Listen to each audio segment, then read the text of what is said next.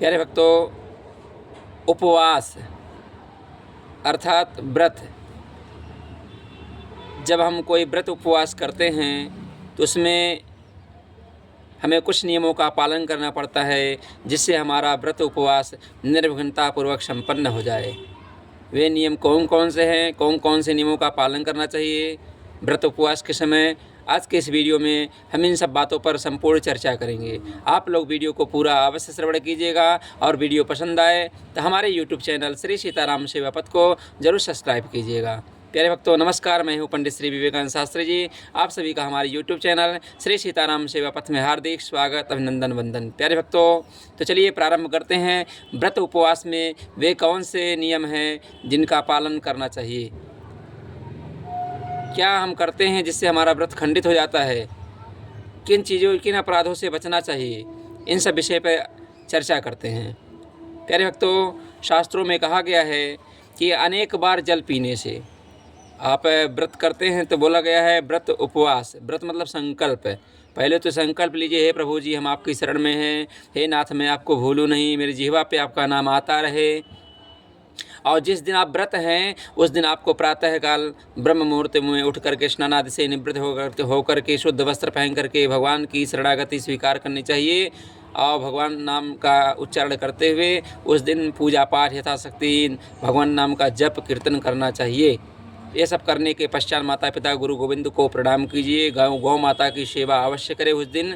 और उस दिन कोई धार्मिक पुस्तकें, कोई पुराण, भागवत, रामायण इत्यादि की पुस्तकें, भगवद गीता की पुस्तकें पढ़ना चाहिए, सुनना चाहिए। प्यारे भक्तों, कहा गया है उस दिन हमें किन नियमों का पालन करना चाहिए, खास करके इस बात पर विशेष ध्यान देना चाहिए। कहा गया है कि जब हम कोई व्रत उपवास करते हैं तो उपवास अर्थात हम कोई चीज़ ग्रहण ना करें तो वह व्रत अति उत्तम होता है। अगर हम ऐसा नहीं रह सकते हैं तो हमें जल का आहार लेकर के व्रत रहना चाहिए। जल का आहार भी लेकर के अगर हम व्रत नहीं रह सकते हैं तो हमें दुग्ध का आहार लेकर व्रत रहना चाहिए। अगर ले सकते हैं, ऐसा रह सकते हैं तो रहिए। अगर कुछ और खाने की इच्छा है तो आप फल ले लीजिए। फल जैसे सेब, केला, अनार, आम इत्यादि जो कुछ भी फल मिल जाए, ऋतु के अनुसार जो फल प्राप्त हो जाए फल लीजिए। अगर फलाहार भी नहीं रह सकते हैं तब तो आप व्रतहीन मत रहिए, क्योंकि व्रत में अन्न खाना वर्जित होता है।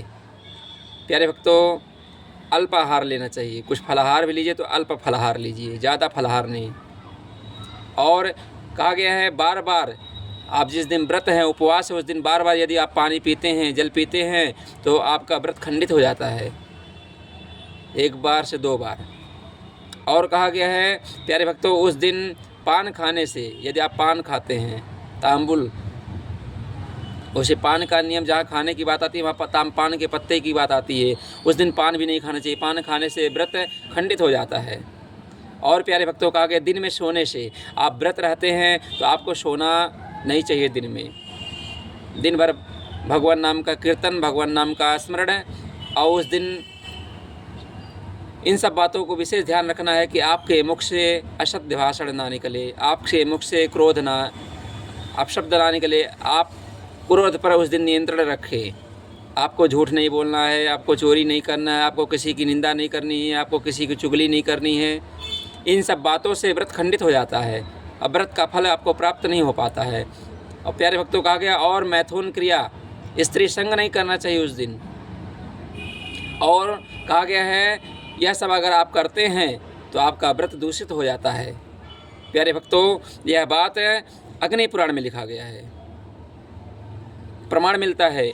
कहा गया है असकृज्जलपानांच तांबूलस्य च भक्षणात् उपवासः प्रदुष्येत दिवा स्वप्नाच्च मैथुनात्। प्यारे भक्तों, और आगे कहते हैं कि आप क्या ले सकते हैं जिससे आपका व्रत खंडित नहीं हो। उसके लिए बताते हैं कि आप जल ले सकते हैं, लेकिन एक बार से 2 बार, बार बार नहीं, मतलब 5, 6, 7 बार नहीं, लगातार नहीं जल लेना है। और फल ले सकते हैं, दूध ले सकते हैं। आप हविष्य मतलब यहाँ पे हविष्य का अर्थ हुआ घी, देसी घी का प्रयोग कर सकते हैं। और ब्राह्मण की इच्छा पूर्ति, गुरु का वचन, गुरु ने जो आपको दे दिया वचन उसका पालन कीजिए, उसी से आपका कल्याण होगा। और औषध, ये 8 व्रत के नाशक नहीं है। प्यारे भक्तों, आगे कहा गया है व्रत में इन नियमों का पालन करना चाहिए। कौन कौन से? यह 10 नियम है। क्षमा, उस दिन आपको अधिक से अधिक कोई आपके ऊपर क्रोध भी करता है, कोई आपको गाली भी देता है, तो उसको आप क्षमा कर दीजिए। और उस दिन आपके अंदर सत्य का पालन करना चाहिए, आपको झूठ का आश्रय नहीं लेना। उस दिन अधिक से अधिक सत्य का आचरण कीजिए, सत्य व्रत का पालन करना चाहिए। और कहा गया दया, आपके अंदर दया अवश्य होनी चाहिए, क्योंकि कहा गया दया दया धर्म का मूल है।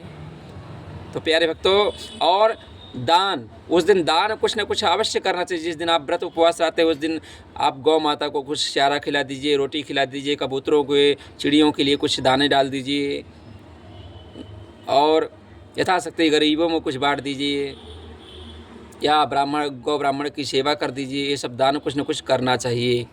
और कहा गया है शौच, शौच मतलब होता है पवित्रता। आपको उस दिन पवित्रता का विशेष ध्यान रखना चाहिए, पवित्रता का विशेष ध्यान रखना है। शुद्ध वस्त्र, साफ वस्त्र पहनिए, स्नान आदि से निवृत्त रहना चाहिए। लघु शंका इत्यादि करने पर आप आइए, हाथ धुलिए, पैर धुलिए, मुख धुलिए, 4 कुल्ले कीजिए। इन सब विशेष नियमों का पालन करना चाहिए। प्यारे भक्तों, कहा गया है इंद्रिय संयम, ब्रह्मचर्य इत्यादि का पालन भी करना चाहिए। देव पूजा, देवी देवताओं का उस दिन पूजन पाठ अवश्य करना चाहिए, सुबह और शाम दोनों टाइम। उसी त्रिकाल संध्या होती है, 2 समय तो अवश्य पूजा पाठ करना ही चाहिए। और अग्निहोत्र, उस दिन हो सके तो आप अग्निहोत्र हवन इत्यादि भी करें, तथा संतोष करना चाहिए उस दिन। जो कुछ भी भगवत कृपा से आपको फलाहार में प्राप्त हो जाए, आपको संतोष करना चाहिए। प्रभु, आपने जो दिया बहुत दिया, आपकी कृपा से जो कुछ मुझे मिल रहा है आपकी कृपा से मिल रहा है, जो कुछ भी प्राप्त होगा वो सब आपकी कृपा से ही मिलेगा। इन सब बातों का विशेष ध्यान देना चाहिए। और उस दिन चोरी नहीं करना चाहिए, किसी भी प्रकार की कोई चोरी नहीं करनी चाहिए। यह 10 नियम संपूर्ण व्रत में आवश्यक माने गए हैं। प्यारे भक्तों, यह कहाँ लिखा गया है? बोला गया है अग्नि पुराण में लिखा गया है। और प्यारे भक्तों, कहा गया है उपवास करने वाले मनुष्य को कासे का बर्तन, मसूर की दाल, चना का दाल, कोदो का दाल, साग और मधु और पराया अन्न तथा स्त्री संग का त्याग कर देना चाहिए। और उसे फूल, अलंकार, सुंदर वस्त्र, सुगंध दातुन आदि का भी त्याग कर देना चाहिए। प्यारे भक्तों, उस दिन आपको ब्रह्मचर्य के नियमों का पालन करना चाहिए और भगवान नाम का कीर्तन करते रहना चाहिए पूरे दिन। रात्रि हो सके तो रात्रि जागरण कीजिए, आप भजन संध्या कीजिए आप। प्यारे भक्तों, इन सब नियमों का पालन आप करते हैं तो आपका व्रत अवश्य सफल होगा, उसमें कोई संशय नहीं है। उपवास के दिन शरीर में तेल लगाकर नहाना छोड़ देना चाहिए। उस दिन तेल का वर्जित है, तेल नहीं लगाना चाहिए, क्योंकि यह कुरूप बनाने वाला सौंदर्य का विनाशक होता है। प्यारे भक्तों, उपवास के दिन लकड़ी की दातुन नहीं करनी चाहिए, अन्यथा नरक की प्राप्ति होती है। इन सब नियमों का विशेष करके पालन करना चाहिए। प्यारे भक्तों, आप सभी को यह वीडियो पसंद आया हो तो हमारे YouTube चैनल श्री सीताराम सेवा पथ को जरूर सब्सक्राइब करें। माताओं बहनों के लिए नियम है, उस दिन प्रातःकाल ब्रह्म मुहूर्त में उठे, झाड़ना बुहारना, सब घर की साफ सफाई करके पवित्रता के साथ में स्नान आदि से निवृत्त होकर के अपने 16 श्रृंगार आदि से संपन्न होकर के और भगवान का पूजन यजन करना चाहिए। उस दिन बाल उनका बधा होना चाहिए, पति के चरणों में प्रेम हो, पति की भी सेवा, उनकी आज्ञा का पालन करना चाहिए, पति से पूछकर ही व्रत करना चाहिए। जो स्त्री अपने पति से पूछकर व्रत नहीं करती है उसको उस व्रत का फल नहीं मिलता है। पति की आज्ञा लेकर ही व्रत उपवास करना चाहिए। और पुरुष जनों को उस दिन ब्रह्म मुहूर्त में उठ करके स्नान आदि से निवृत्त होकर के अपने माता पिता गुरु गोविंद को प्रणाम करके गौ माता की सेवा करे, उस दिन देवी देवताओं का पूजन करे, उस दिन सत्य का आचरण करे और ब्रह्मचर्य के नियम का पालन करे। और इन सब जितने भी नियम बतलाए हैं हम, इन सब नियमों का पालन करना चाहिए अधिक से अधिक, तो आपका व्रत अवश्य सफल होगा, उस व्रत का पूर्ण फल आपको प्राप्त होगा। भगवान की कृपा आपके ऊपर बनी रहेगी, आपका जीवन मंगलमय होगा। प्यारे भक्तों, आप सभी को जय जय श्री सीताराम। वीडियो पसंद आए तो हमारे यूट्यूब चैनल श्री सीताराम सेवा पथ को अवश्य सब्सक्राइब करें, लाइक करें, शेयर करें। आप सभी को जय जय श्री सीताराम।